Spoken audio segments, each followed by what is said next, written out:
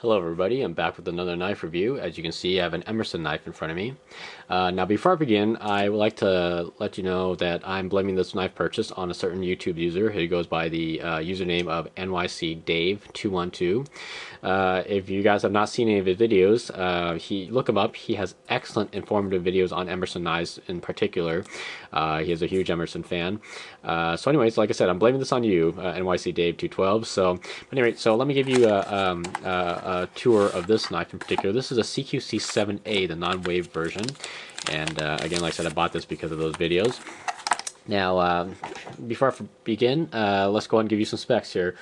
Close length we have right here is 4.65. Blade length is 3.3 inches.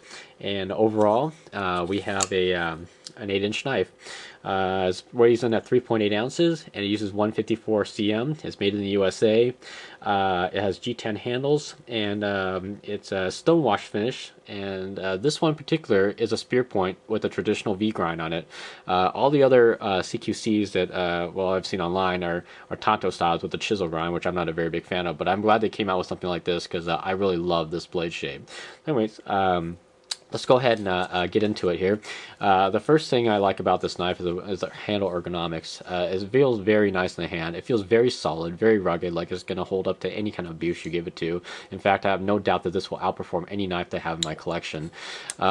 Closed, if you can look at it, it's actually pretty decent size. I mean, I would say this is an average size knife. Very good for everyday carry. Relatively light at 3.8 ounces, like I said. It swings open readily, although this one is a little stiff. I don't know, maybe it's just this particular one I got, so I might have to adjust it a little bit. And the liner lock's a little crunchy. I don't know if you can hear that. See, I'm going to open it very slowly for you. And then, watch, I'm going to zoom in and watch when I disengage the liner lock, how it sounds.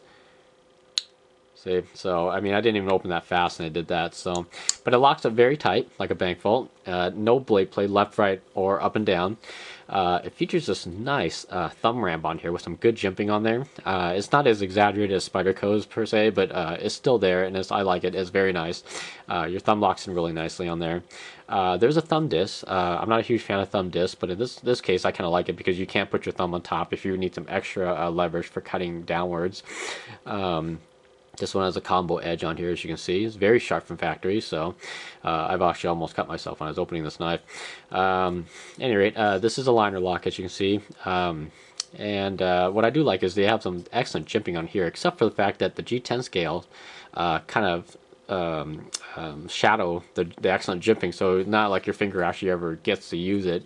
You know, even if you wrap your hand around it, you know, the same good jimping is also right here as well. But again, unless you actually force your thumb into that section, it's not going to be very useful if you wrap your hands around the knife. So, what I do like also is the fact that the blade is perfectly centered between the handle scales. I love this. Most of the other knives have their liner locks, you know, pushes the blade off to one side. This one has it perfectly center. It's great. This is one of the grippiest G10's handle scales I actually own in my collection.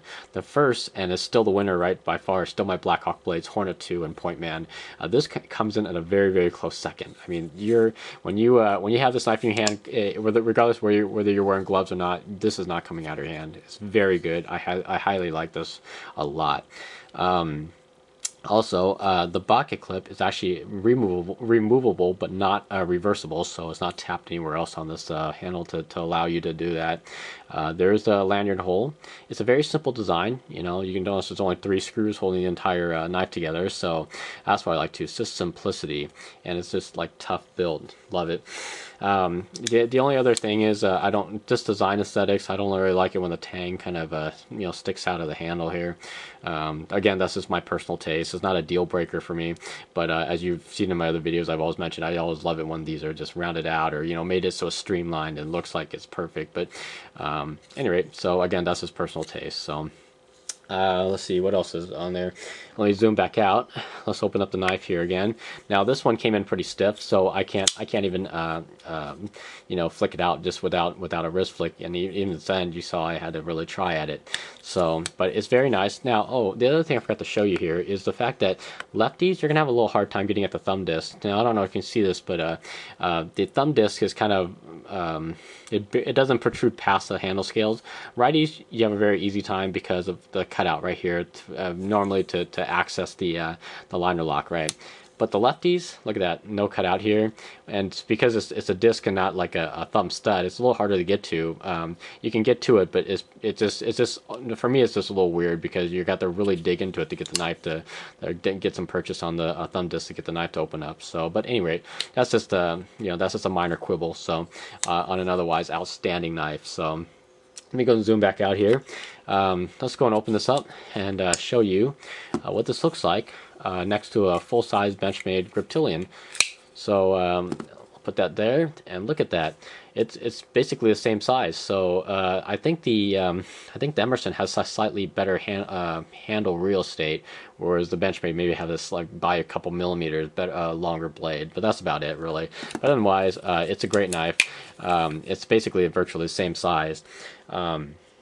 But last thoughts on this. I love this knife. It's great. I highly recommend for anyone to get it and just carry it around. I mean, I am definitely going to use this knife as soon as this review is over. This knife is going straight in my pocket. I am going to start carrying it around. I love it.